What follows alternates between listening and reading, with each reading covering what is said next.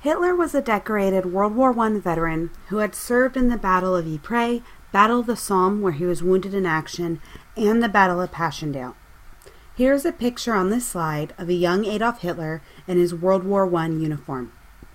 After the war in 1919, Hitler joined the National Socialist German Workers' Party, which in German is abbreviated NSD for Deutsch, AP, but in English is shortened to and referred to as Nazi Party. The Nazi Party created a platform based on the following ideas. 1.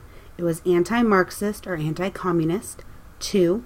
It was opposed to the post-World War I Weimar Republic, which they saw as weak. 3. They advocated extreme nationalism. 4. Pan-Germanism. And 5. Anti-Semitism or anti-Jewish ideology. In 1921, Hitler became the leader of the fledgling Nazi Party.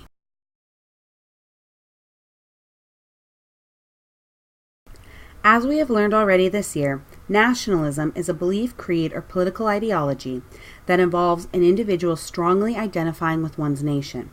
This typically involves feelings of loyalty to your nation and a pride in your nation, often with the belief that your nation is better and more important than other countries.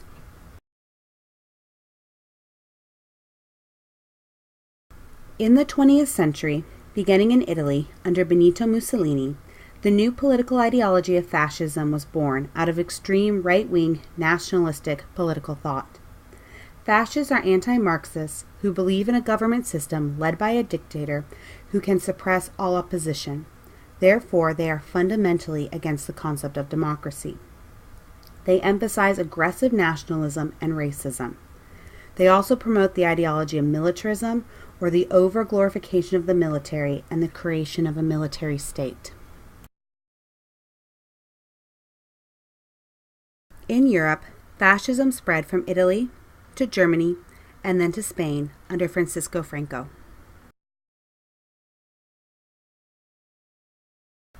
In November 1923, Nazi Party members, led by Hitler, attempted to try and take over the government of the German state of Bavaria. Their goal was to spark a nationwide revolution and uprising against the Weimar Republic by kidnapping the state commissioner of Bavaria.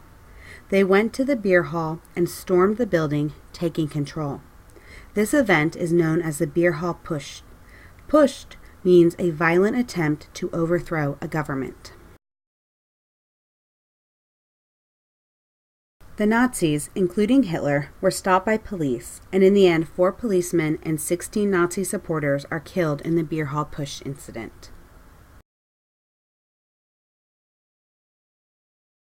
The top photo shows Bavarian police trying to regain control and arresting Nazi members. The bottom photo shows Hitler and other organizers of the beer hall Putsch outside the courthouse before their trial.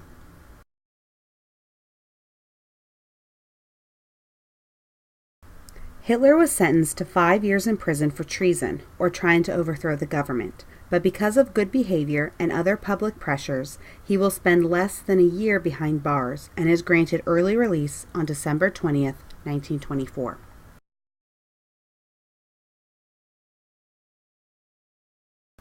During his time in prison, Hitler wrote his famous book titled Mein Kampf, or My Struggle. It was his autobiographical manifesto that laid out his political philosophy and plans for Germany. Throughout the book, there are 4 main themes. 1. Anti-Semitism. 2. Anti-communism. 3. Racial superiority. And 4. Lebensraum, or living space for Germans.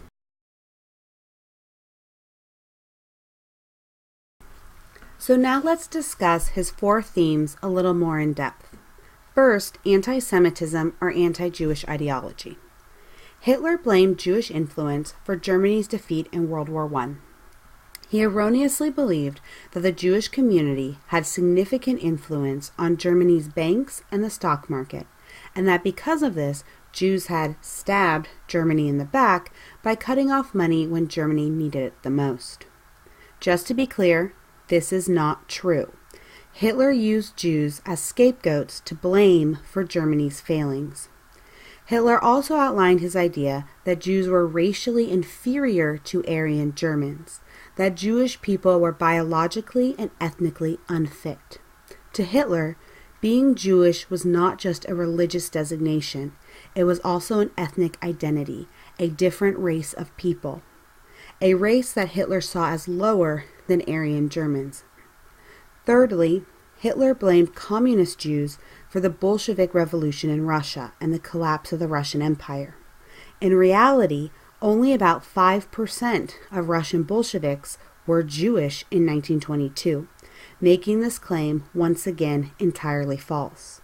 And fourthly, Hitler outlined the idea of a Jewish world conspiracy, where Jewish people were trying to control and manipulate all world politics. This is a cartoon from the era, showing a World War I German soldier being stabbed in the back by a German Jew, identifiable by their Star of David, an incredibly racist portrayal. This was the type of propaganda Hitler perpetuated to spread his anti-Semitic beliefs. The second main idea Hitler outlined in Mein Kampf was the concept of racial superiority and a master race. The master race is a central and key concept to understanding the Nazi ideology, which even persists, unfortunately, to this day. The Nazis promoted the notion of a pure Aryan race. The Aryan race represented the ideal white race. Aryans were of Nordic or Scandinavian descent or Northern Germanic descent. They were fair-skinned, light-haired, blonde preferably, and had blue eyes. To Hitler, Aryans were a distinct subgroup of humanity that was ethnically superior to all others. Jews, according to Hitler, were not of Aryan descent. They were of Western Asian descent and therefore fundamentally different and incompatible with Germans. Hitler also excluded Eastern European or people of Slavic descent from the master race and declared them subhuman as well. This part becomes a key component of Hitler's last concept of Lebensraum, or living space for Aryan Germans, meaning it was justifiable to kill off Slavic people in an effort to clear out space for the master race. The colored countries are considered areas with high Slavic populations. Note that this includes most of Eastern Europe and the Balkan countries.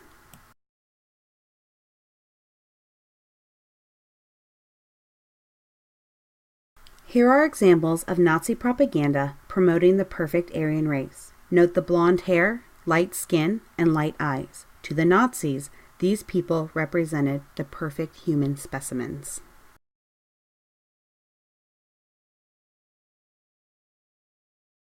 Also excluded from the master race were the Romani or Roma of Eastern Europe, often called gypsies. Hitler declared them the enemies of the race-based state, saying they were Aryans who had interbred or mixed with inferior races, which to Hitler accounted for their wandering nomadic lifestyles and high rates of poverty. Roma will be a large target for the Nazis during the Holocaust. The last main idea for Mein Kampf was Lebensraum, or living space. This was the ideology proposing aggressive expansion of German peoples across Europe.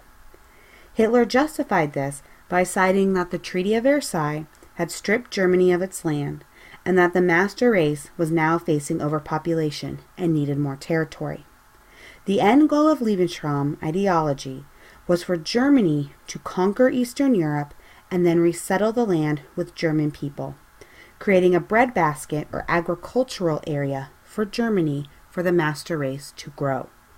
Lebensraum will be used as a justification for mass murder, deportations, mass imprisonments, and forced starvations. Here is a map showing the territories taken from Germany in the Treaty of Versailles. Note that Eastern Prussia was cut off from the rest of Germany and ceded to the nation of Poland. Parts of the Rhineland are ceded to France, notably Alsace and Lorraine, and other pieces to Belgium. And then the entirety of the Rhineland region is demilitarized and German troops were forced to vacate the territory.